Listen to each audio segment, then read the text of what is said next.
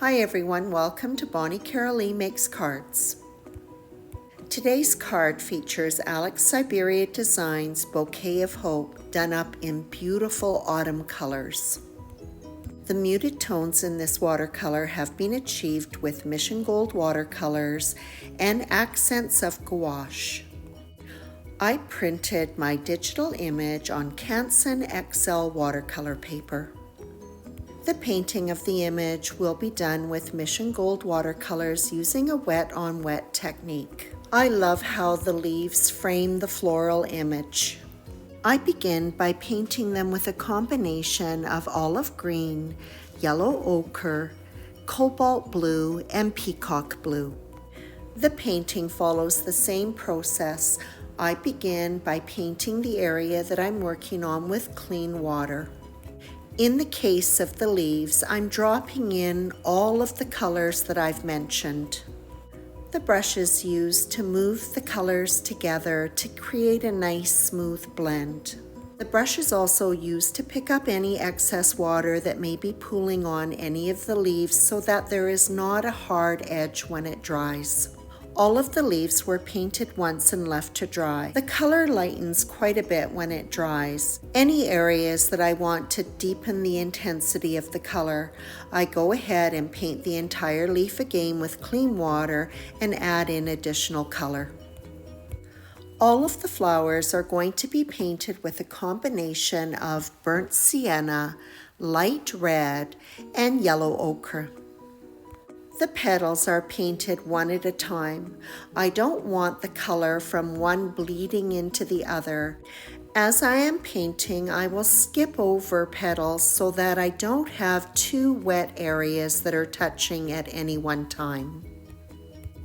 When they are dry, I go ahead and fill in the petals that are beside them. Not that I wait for 2 or 3 petals to dry so that I can go ahead and paint the next ones. I had a little bit of a break in my painting session. When I have a clear idea of the colors that I'm going to be using in the panel, I will work on various areas of the image, even working between flowers. For the 2 floral sprays that are sitting on either side of the image, I'm just dabbing on some yellow ochre. I'll then go in with a clean brush and pick up some of that excess water. So now you can see I'm starting to work between all of the florals that are in the same color family. These larger images are done with a combination of the burnt sienna, the light red, and then every once in a while I'll drop in a little bit of yellow ochre. The yellow ochre has been used in all of the floral images and the leaves. The repeating of a color helps to unify the overall composition. The paint is concentrated at the base of each of the petals. This helps to create some depth of perception. All of the stems and the smaller leaves were painted with a combination of Van Dyke green and peacock blue. Almost all of my painting is being done with a number 8 brush. However, when it comes to the fine lines of some of the stems, I change over to a number 1. While I'm waiting for a few areas to dry in the interior of the panel, I'm going to go ahead and start on my background. I continue with the wet-on-wet technique. I work on small areas at a time, wetting it with clean water, and then dropping in yellow ochre. The paint will only travel on areas that are wet. The painted image that borders this area is dry, and so the paint will not affect it.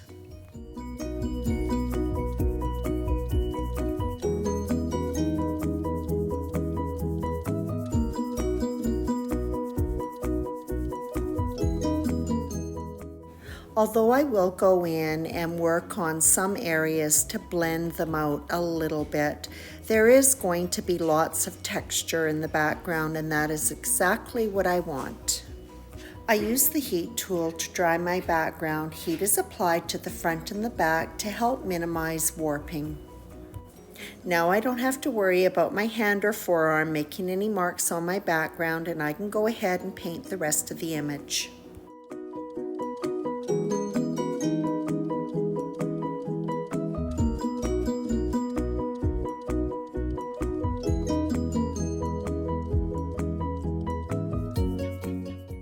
The little spray of flowers virtually disappear in the background, so I'm just going to darken up that area to help them stand out.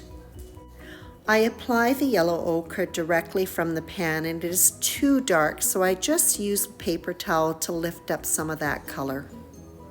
One last stem to paint and I'm ready to finish my background. I'm going to be using burnt sienna gouache and a fan brush to lightly apply texture to my background. Gouache is water-based, but it is opaque, and so this is a perfect choice for this technique. The pressure on my brush is light as I feather it across the panel. The gouache is applied in one direction and then changed up and applied in the other direction to create a crosshatch effect.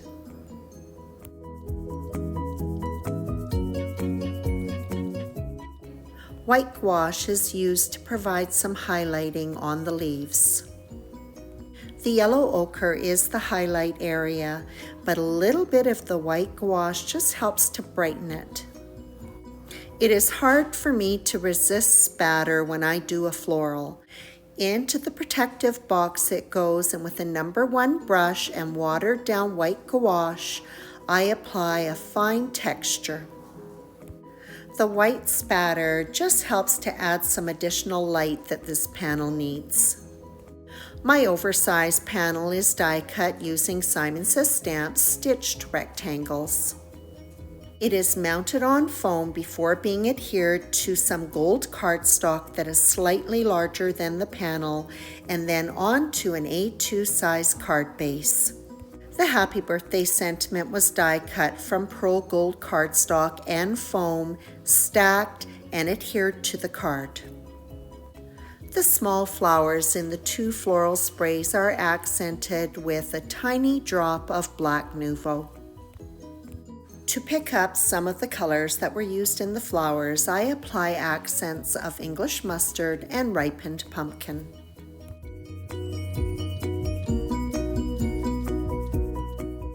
Of course, I have to add some shine to this card, so it is embellished with gold confetti topped up with Nouveau Crystal Drops Morning Dew. When the morning dew dries, it is clear, leaving a gorgeous jewel-like effect.